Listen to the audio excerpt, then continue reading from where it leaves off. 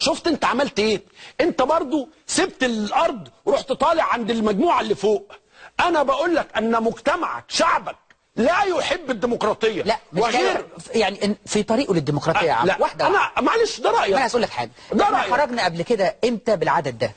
امتى خرجنا بالعدد ده؟ امتى كان عندك ثقه في الصندوق بتاعك؟ هي الاعداد مالها ومال الديمقراطيه؟ لا ليه ازاي بقى؟ انا لو انا متاكد ان صوتي ده مش رايح مؤثر وصوتي ده ومحدش عارف النتيجه لحد اخر لحظه. انا بقول لحضرتك انك الان راي واحد، صوت واحد، اتجاه واحد. على فكره في ناس كتير هيقولوا لي وايه يعني ما نبقى واحد، بس دي مش الديمقراطيه.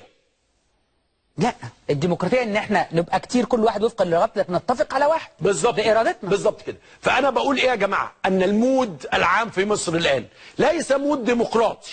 هذه ليست دولة فيها مود ديمقراطي، هذه دولة نص الناس اللي عملوا ثورة 25 يناير في السجن. لا اللفظ غلط، اللفظ غلط تماما، مختلف تماما. لا لا لا